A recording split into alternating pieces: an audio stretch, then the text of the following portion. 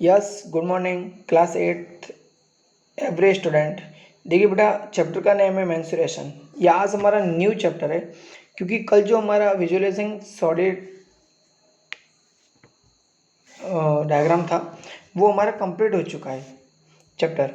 अब देखिए वो 10 नंबर था, अब आज हमारा चैप्टर है 11 नंबर मेंसुरेशन। ठीक है, अब मेंसुरेशन में क्या क्या इंक्लूड किया गया, क्योंकि बेटा मेंसुरेशन तो बहुत बड़ा है चैप्टर, लेकिन आपका जो लेवल है क्लास 8th का, उस क्लास 8th के लेवल के अकॉर्डिंग आपके अंदर क्या क्या इंक्लूड किया गया है उसके बारे में मैं आज आपको बात बताऊंगा। ठीक है, चलिए हम स्टार्ट करते हैं मेंसुरेशन को। मेंसुरेशन में देखिए बेटा, आपको फर्स्ट तो ये याद रखना है कि आपको आपके फर्स्ट जो आप क्लास 8th है उसका लेवल है, क्लास 6 से स्टार्ट हो जाता है स्क्वायर एंड रेक्टेंगल। ये दो तो स्टार्ट हो जाते हैं, तो आपको स्क्वायर एंड रेक्टेंगल के बारे में सब कुछ पता होना चाहिए। पहली चीज़ तो आपको पेरीमीटर पता होना चाहिए। पेरीमीटर सबके लिए सेम होता है, बट फॉर्मूले होते हैं वो अलग बात है, लेकिन वैसे जो पेरीमीटर की डेफिनेशन है वो सबके लिए सेम होता है। क्योंकि बेटा इसमें आपके लिए क्या क्या होगा, एरिया और आपके लिए क्या यूज़ होगा, और पेरीमीटर, दो चीज़ें इसमें यूज़ होने वाली है और कुछ भी यूज़ होने वाला नहीं है। देखिए यहाँ पे फर्स्ट तो ये है कि आपको पेरीमीटर की डेफिनेशन जो मैं यहाँ बता देता हूँ उसको आपको याद रखना है। फर्स्ट डेफिनेशन ऑफ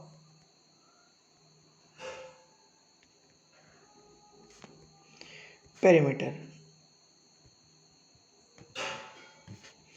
इक्वल हो जाएगा सम ऑफ ऑल साइड।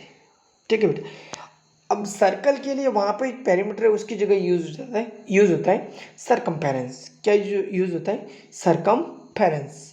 लेकिन अब मैं सर्कल की बात नहीं कर रहा हूँ, अभी मैं सिर्फ जो जो पॉलीगॉन है उन्हीं की बात कर रहा हूँ। ठीक है ना, जिसमें साइड यूज होती है, वो रेगुलर भी हो सकता है, इरेगुलर भी हो सकता है, लेकिन अभी मैं ओनली फॉर डेफिनेशन बता रहा हूँ पेरीमीटर की। इसके लिए होता है सम ऑफ ऑल साइड, यानी जितनी भी साइड दे रखी होगी।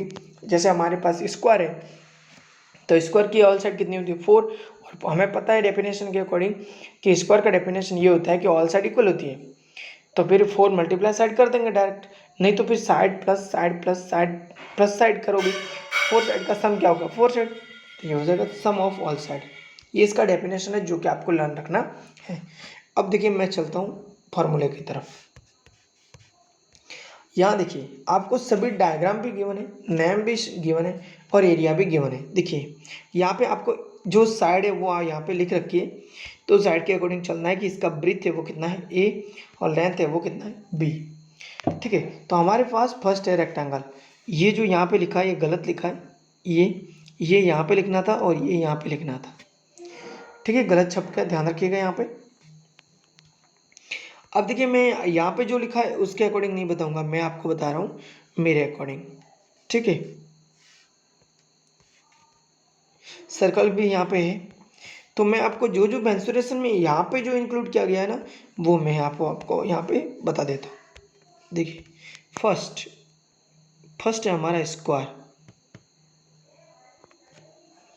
फर्स्ट स्क्वायर में आपको देखिए, पहले तो आप डायग्राम बना लीजिएगा ये, और एक साइन बता दीजिएगा कि ये सभी साइड इक्वल है, और इसको मैं ले रहा हूँ A। ठीक है, तो अब यहाँ पे लिखोगे कि एरिया ऑफ स्क्वायर क्या हो जाएगा? Side multiply side. Side multiply side लिखो तब भी करेक्ट है, नहीं नहीं कि सर मैं तो साइड का इसको लिखना चाहता हूँ तब भी करेक्ट है। ठीक है, और मैंने यहाँ पे A ले रखा है, इसलिए आप यहाँ इसका आंसर A स्क्वायर भी लिख सकते हैं। तो 3 फॉर्मूले हो गए। एरिया ऑफ स्क्वायर इक्वल हो गया साइड मल्टीप्लाई साइड, साइड का स्क्वायर और A का स्क्वायर। ठीक है, सेकेंड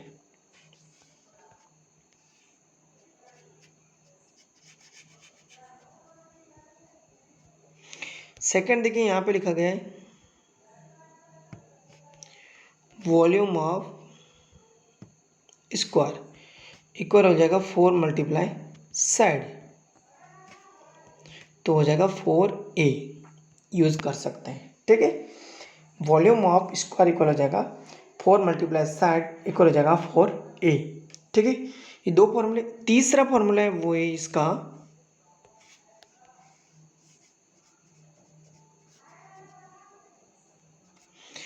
ये वाला। देखिए ये क्या है, इसका डायगोनल है। क्या ये डायगोनल,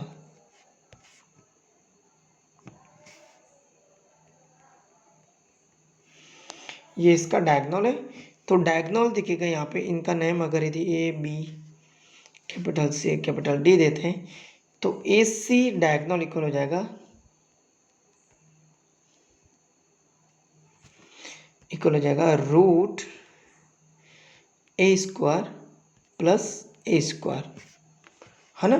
क्योंकि ये भी है तो हमारे पास रूट हो जाएगा √2a हो जाएगा। √2a क्या हो जाएगा, √2a। कहाँ से आया समझने के लिए देखिए यहाँ पे 2a स्क्वायर ए स्क्वायर हो गया, 2a स्क्वायर 2a स्क्वायर, तो a स्क्वायर का तो रूट होता है a और √2 का तो नहीं होता है। √2 की वैल्यू आपको पता होगा क्या होता है। अब मैं इसको हटा देता हूँ और यहाँ पे √2 की वैल्यू रख देता हूँ। वो आप अपने कॉपी के टॉप भाग पर लिख दीजिएगा 1.414। √2 की वैल्यू होती है 1.414। क्या होती है,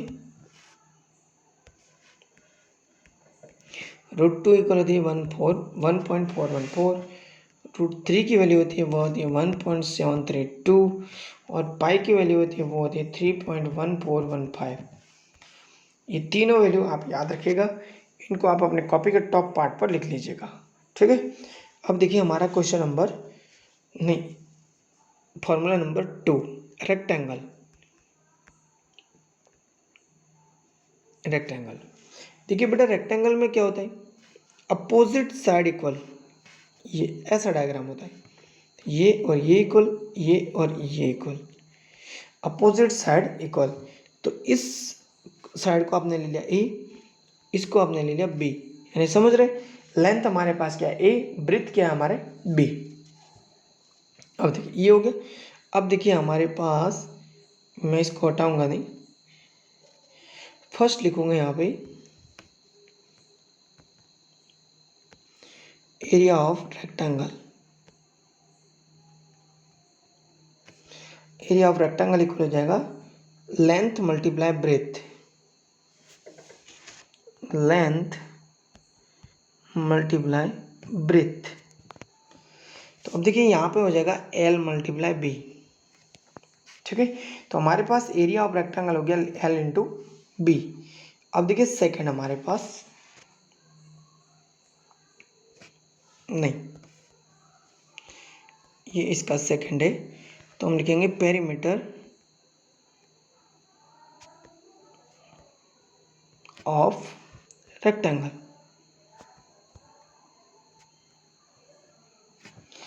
पेरीमीटर ऑफ रेक्टेंगल हो जाएगा 4 मल्टीप्लाई नो नो नो यहाँ पे हो जाएगा 2 ब्रैकेट हो जाएगा लेंथ प्लस हो जाएगा ब्रेथ। क्यों, देखिए बेटा यहाँ पे 2 लेंथ है, अपोजिट साइड इक्वल है, पता है आपको, लेंथ प्लस लेंथ 2 लेंथ हो गई, 2 ब्रेथ हो गई।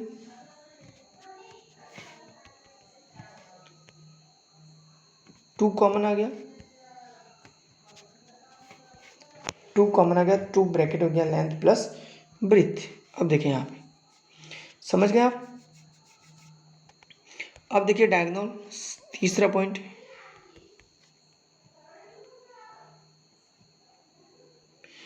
यहाँ पे भी डायगोनल ए सी इक्वल हो जाएगा रूट ए स्क्वायर प्लस बी स्क्वायर, क्योंकि यहाँ तो बेटा इक्वल नहीं है ना, इस वजह से हो जाएगा रूट ए स्क्वायर प्लस बी स्क्वायर। ये वाला यहाँ पे याद रखिएगा ये। ठीक है, ये हमारे पास 2 फॉर्मूले हो गए। तीसरा फॉर्मूला,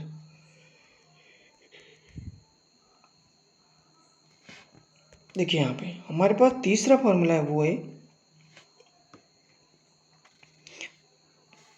ट्रायंगल। बट ट्रायंगल के बेटा 3 फॉर्मूले, लेकिन अभी जो आप क्लास 8th में, इस वजह से एक ही ट्रायंगल यूज होगा और उसका नेम है राइट एंगल ट्रायंगल। कौन सा होगा? Right angle triangle. देखिए यहाँ पे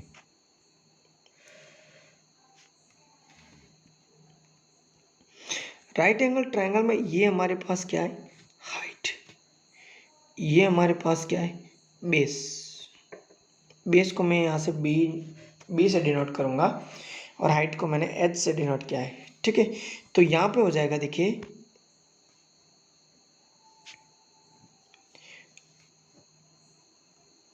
फर्स्ट फॉर्मूला हो जाएगा इसका, थर्ड का फर्स्ट हो जाएगा, area of right angle triangle equal हो जाएगा 1/2 बेस मल्टीप्लाई हाइट। ये area of right angle triangle हो गया 1/2 बेस मल्टीप्लाई हाइट। और सेकंड इसका फॉर्मूला है वो है पेरीमीटर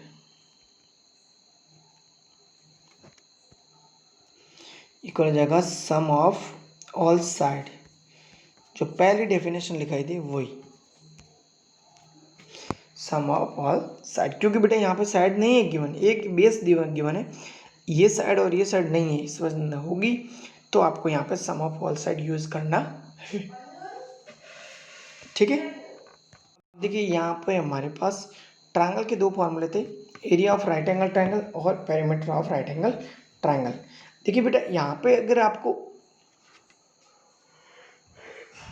हो सकता है कईयों के माइंड में ये चल रहा होगा कि सर ये वाला पार्ट दिया जाए, ये वाला पार्ट भी दिया जाए और ये फाइंड आपको करना हो तो, ये फाइंड करना हो तो तब आपको यहाँ पे पाइथागोरस प्रमेय लगानी होगी, पाइथागोरस थ्योरम यूज़ करनी होगी। पाइथागोरस थ्योरम के लिए ये क्या हो जाएगा? हाइपोटेनियस। हाइपोटेनियस इक्वल हो जाएगा हमारे पास root base square plus perpendicular का स्क्वायर। तो इससे आप फाइंड आउट करोगे। ये हमारे पास 3 हो गए। अब देखिए हमारे पास 4 में देखिएगा ये हमारे पास सर्कल है। ठीक है, सर्कल में एक तो होता है रेडियस, तो ये हमारे पास रेडियस है, ये हमारा सेंटर ओ है। ठीक, तो अब देखिए हमारे पास फर्स्ट यहाँ पे हो जाएगा एरिया ऑफ सर्कल इक्वल हो जाएगा पाई आर स्क्वायर। इसमें आर क्या है? रेडियस। सेकेंड यहाँ पे पेरीमीटर लिखा हुआ है तब भी राइट है, वैसे यूज होता है circumference. Circumference of circle equal हो जाएगा 2πr। क्या हो जाएगा? 2πr। एक तीसरा फॉर्मूला और है, उसको भी याद रखिएगा, डायमीटर। डायमीटर होता है d और d इक्वल होता है 2r, तो r इक्वल क्या हो जाएगा? d/2। ठीक है, इन तीनों फॉर्मूलों को आपको याद रखना है। किसके लिए? सरकमफेरेंस के लिए, अरे सर्कल के लिए। अब देखिए क्वेश्चन, आप हमारे फॉर्मूला नंबर 5, ये हो जाएगा पैरेललोग्राम के।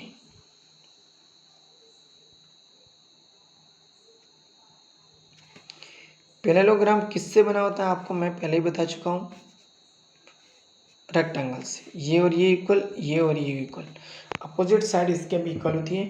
लेकिन यहाँ पे जो होता है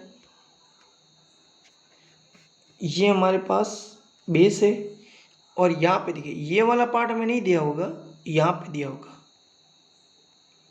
हाइट दे रखी है। ठीक है, इसे हिंदी में बोलते हैं समांतर चतुर्भुज, इंग्लिश में बोलेंगे पैरेललोग्राम।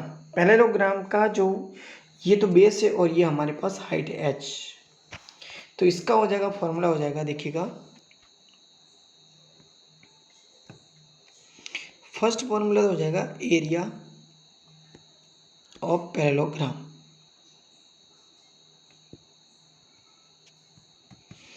इक्वल हो जाएगा बेस मल्टीप्लाई हाइट। और सेकेंड हो जाएगा पेरीमीटर ऑफ पैरेललोग्राम इक्वल हो जाएगा सम ऑफ ऑल साइड।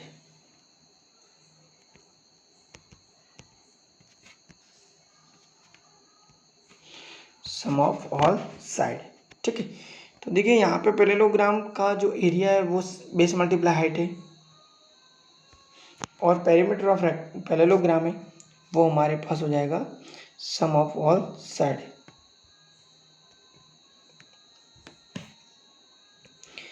ये हो गए। और देखिए इसमें क्या शामिल किया गया था, इसमें एक और क्या दे रखा है, बस इतना ही है बेटा। नहीं नहीं नहीं, भूल गया मैं, जस्ट अभी मैंने बताया था पैरेललोग्राम। पैरेललोग्राम मैंने बेस मल्टीप्लाई हाइट लिख दिया, वहाँ पे 1/2 भी लगा है साथ में, 1/2 आधा इंटू में चाहिए, एंड 1/2 बेस मल्टीप्लाई हाइट है, ठीक है। ये गलती सुधार कर दे, वहाँ पे बेटा 1/2 लगा ले, ठीक है। हाफ बेस मल्टीप्लाई हाइट होगा। और ये जो यहाँ पे साइड नहीं देख रही, अगर साइड यहाँ पे दी जाएगी तो यहाँ पे सम ऑफ ऑल साइड का फॉर्मूला लग जाएगा, ठीक है। ये इतने सारे फॉर्मूले थे, इनको आपको याद रखना है। अब देखिए हमारे पास 11.1 है, यहाँ पे हमारे पास एरिया ऑफ ट्रेपेजियम भी है, उसको भी मैं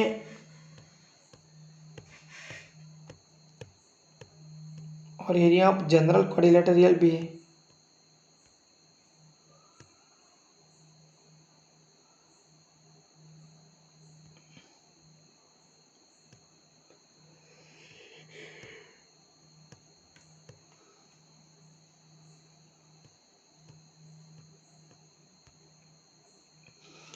एरिया ऑफ रोम्बस भी है, एरिया ऑफ पॉलीगॉन भी है।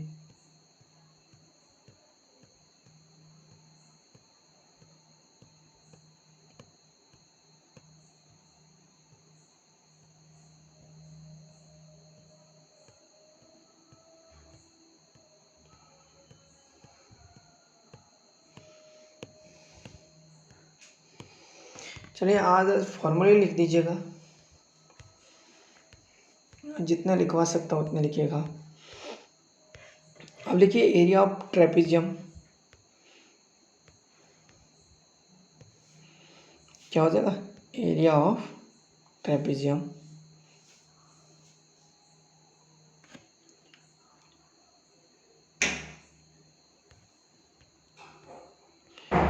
Area of trapezium. देखिए बेटा यहाँ पे ये लिखिए एरिया ऑफ ट्रेपेजियम। देखिए पहली बात तो ट्रेपेजियम इस टाइप का होता है,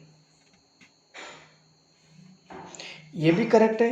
हो सकता है बेटा कभी कभी क्या होता है यहाँ तक हो, ये वाला पार्ट ना हो, ये भी स्थिति हो सकती है, ये भी ट्रेपेजियम है, ठीक है। लेकिन नॉर्मल आपको जब फॉर्मूला लिखो तब इस टाइप का ध्यान रखिएगा, ठीक है। तो अब देखिए यहाँ पे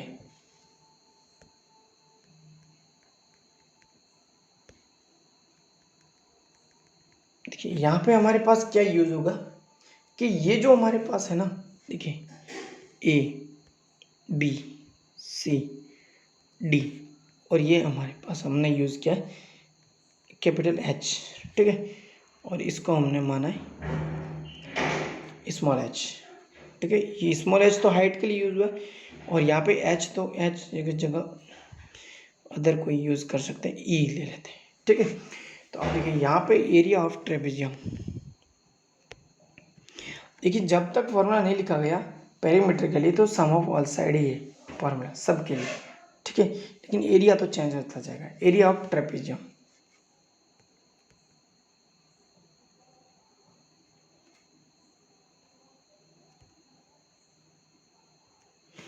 एरिया ऑफ ट्रेपेजियम,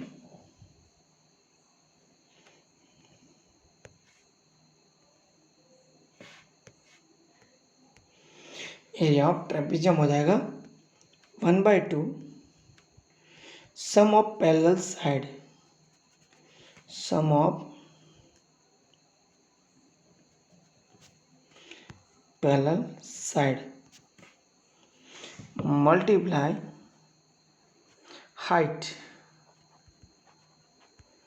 और हाइट क्या है, between distance between parallel side, distance between parallel side, तो यहाँ पे मैंने लिखा हाइट। तो अब देखिए यहाँ पे मैं इस लैंग्वेज जो डायग्राम बनाया उसके अकॉर्डिंग मैं लिखूंगा, तब हमारे पास क्या आ जाएगा, तब मेरे पास आ जाएगा 1/2 सम ऑफ ऑल साइड, अरे सम ऑफ पैरेलल साइड, तो A B plus C D, and height हो जाएगा डी ई। ये इसके अकॉर्डिंग है 1/2 multiply A B plus C D multiply D E. ठीक है, अब देखिए यहाँ पे क्वेश्चन नंबर नेक्स्ट, और वो तो मैंने बोल दिया आपको कि वही यूज़ करें। ठीक है, अब देखिए हमारे पास नेक्स्ट जो फॉर्मूला होगा वो होगा रोम्बस। रोम्बस रोम्बस रोम्बस में क्या होता है, देखिए बेटा यहाँ पे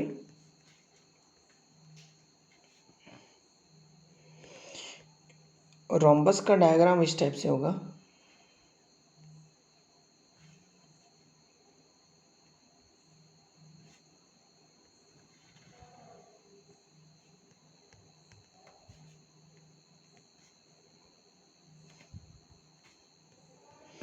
ए बी सी डी।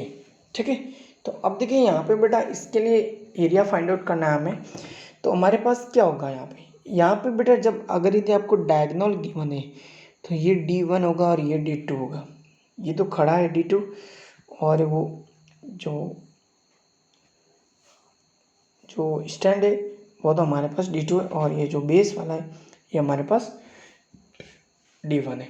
ठीक है, हॉरिजेंटल और वर्टिकल, हॉरिजेंटल हमारे पास D1 है डायगोनल, वर्टिकल डायगोनल है वो हमारे पास D2 है। तो इसके लिए जो फॉर्मूला होगा वो क्या होगा,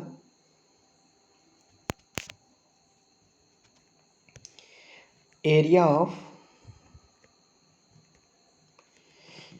ऑफ रोम्बस इक्वल हो जाएगा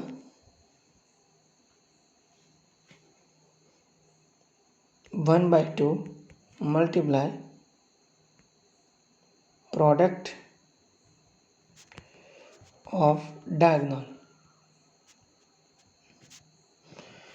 प्रोडक्ट ऑफ डायगोनल यानी हो जाएगा 1/2 मल्टीप्लाई D1 अपॉन D2। तो ये हमारे पास हो जाएगा एरिया ऑफ रोम्बस। क्या हो जाएगा, एरिया ऑफ रोम्बस। अब देखिए नेक्स्ट हमारे पास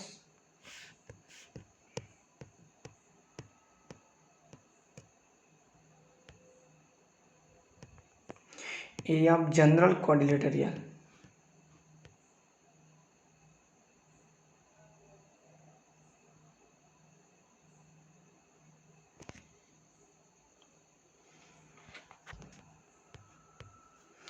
अब देखिए बेटा यहाँ पे एरिया ऑफ जनरल क्वाड्रिलेटरल लिखा है, तो अब देखिए यहाँ पे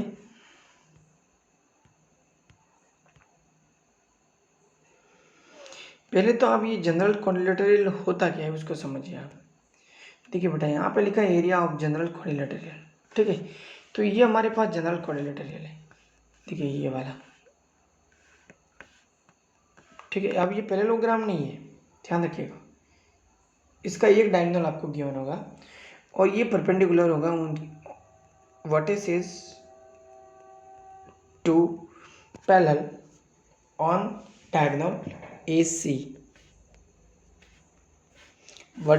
B vertices to parallel line segment on diagonal AC, and vertices D parallel line segment on diagonal AC। ठीक है, तो अब देखिए इनका हमें सम करना होगा। ये भी परपेंडिकुलर है और ये भी परपेंडिकुलर है। ठीक है, और ये इसकी जो हाइट है H1 है और इसकी हाइट है वो H2 है। ठीक है,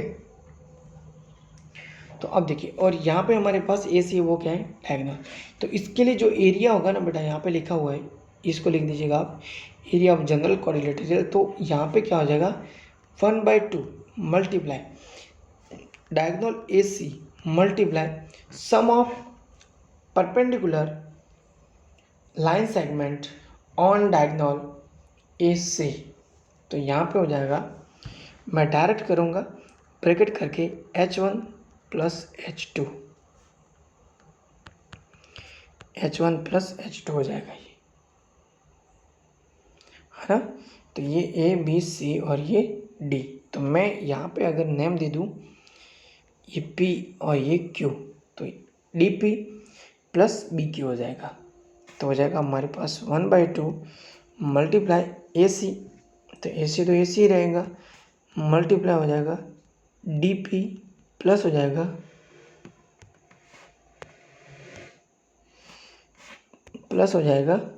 BQ। वैसे इसकी ज़रूरत कभी नहीं पड़ेगी, ये इसके माध्यम से हो जाएगा, ठीक है। फिर भी ध्यान रखिएगा, ध्यान रखने में कुछ भी नुकसान नहीं है, प्रॉफिट ही प्रॉफिट है। अभी तक देखिए बेटा, जो हमने पढ़े वो सब हमारे पास 2D शेप थे। कौन से शेप थे? 2D। और बेटा एरिया ऑफ पॉलीगॉन है, तो उसमें तो आपको खुद को परपेंडिकुलर लाइन बनानी होगी, और उसके बाद आपको खुद को ये आप खुद जानते हैं कि राइट एंगल ट्रायंगल का फॉर्मूला क्या होता है, 1/2 बेस मल्टीप्लाई हाइट। तो ये वाला यूज़ करना है, ठीक है। और अब हम जाएंगे आगे, वो हमारा पार्ट होगा सॉलिड शेप। अभी तक तो हमने पढ़ा है वो हमारे पास 2D शेप थे। अभी तक जो हमने पढ़े ना, जिसमें क्या था देखिए, first square, rectangle, rhombus and parallelogram, ये 4 है। इसके अलावा जो हमारे पास circle, trapezium, general quadrilateral and triangle, चाहे ट्रायंगल वो इक्विलेटरल ट्रायंगल हो, चाहे वह आइसोस्केल ट्रायंगल हो, चाहे वह स्केलर ट्रायंगल हो, सभी के सभी हमारे पास 2D शेप है। लेकिन अभी हम यहाँ पे राइट एंगल ट्रायंगल ही बता रहे हैं आपको, ठीक है। तो अभी तक हमने पढ़े वो हमारे पास राइट एंगल ट्रायंगल है। कल मैं आपको बताऊंगा पहले सॉलिड शेप, यानी कि आपको पहले मैं फॉर्मूला बता देता हूँ, उसके बाद हम पढ़ेंगे एक्सरसाइज, ठीक है। कोई उतावल नहीं है, आराम से आज आप ये सारे के सारे फॉर्मूले लिखिएगा 2D के, और आराम से उनको लर्न करिएगा, ठीक है, ताकि कल जब मैं समझा दूँ तब आपको बार बार कॉपी ओपन ना करनी पड़े, ठीक है। तो कल हम पढ़ेंगे सॉलिड शेप। सॉलिड शेप में आपके क्या क्या है, देखिए यहाँ पे क्यूबॉइड है, क्यूबॉइड है, सिलेंडर है, कॉन है, पिरामिड है, सब कुछ है आपके। जो 2D शेप में है वो सब कुछ आपके भी है, ठीक है। तो सब बता दिया जाएगा आपको, बिल्कुल फ्री माइंड रहे।